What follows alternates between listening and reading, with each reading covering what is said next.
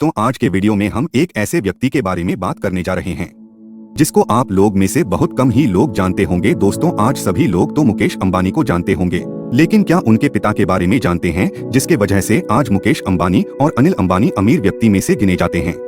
दोस्तों, आज के वीडियो में हम बात करने जा रहे हैं धीरू भाई अंबानी के बारे में। दोस्तों, धीरू भाई अंबानी भारत के सबसे अमीर बिजनेसमैन थे, लेकिन क्या आप उनके संघर्ष को जानते हैं, जिनकी लाइफ की जर्नी और बातें आज बहुत लोगों को इंस्पायर करती है। धीरू भाई अंबानी का असली नाम धीरज भाई अंबानी था। उनका जन्म 28 दिसंबर 1932 में गुजरात के जूनागढ़ में हुआ था। दोस्तों, धीरू भाई अंबानी को अपनी पढ़ाई बीच में ही रोक नहीं पड़ी थी, क्योंकि आर्थिक स्थिति बहुत कमजोर थी, जिसके कारण शुरुआत में वह अपने घर के पास ही पकोड़े बनाने का काम करते थे और बेचते थे, जिससे किसी तरह उनका घर चल पाए। लेकिन इससे भी जब कुछ नहीं हो पाया तो वो और उनका भाई गल्फ कंट्री यमन चले गए।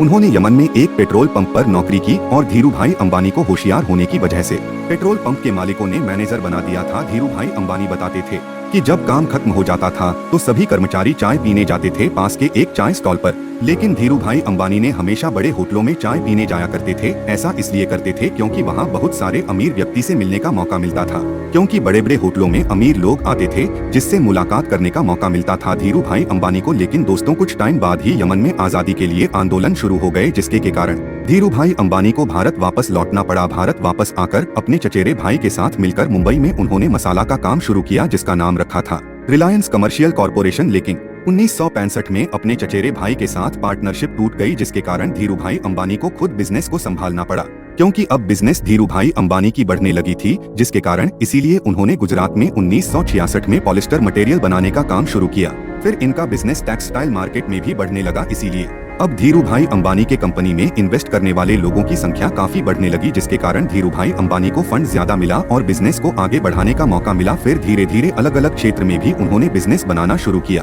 जैसे petrochemical, telecom, IT sector, electricity और कपड़े का भी बिजनेस में काफी अच्छा ग्रोथ देखने को मिला।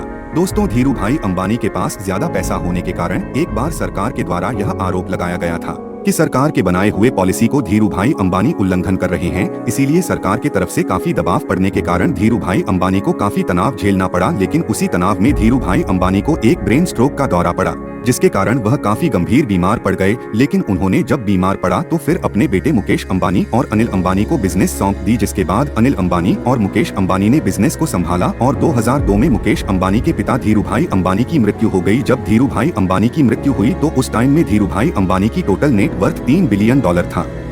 दोस्तों, जीवन में आप भी अगर सफलता प्राप्त करना चाहते हैं तो आपको भी टाइम लगेगा, क्योंकि सब कुछ आसानी से नहीं मिल जाता। इसके लिए आपको बहुत संघर्ष की जरूरत है। आज तक किसी भी सफल व्यक्ति को देख लीजिए, वह बिना संघर्ष के सफलता नहीं पाए हैं, और वह जानते हैं कि कितना जरूरी है मेहनत करना, क्योंकि जब तक आपके जीवन में समस्या नहीं आएगा तब तक आप कुछ नहीं कर पाएंगे। इसीलिए आप भी मेहनत कीजिए, और आज नहीं तो कल सफलता तो मिलकर ही रहेगी।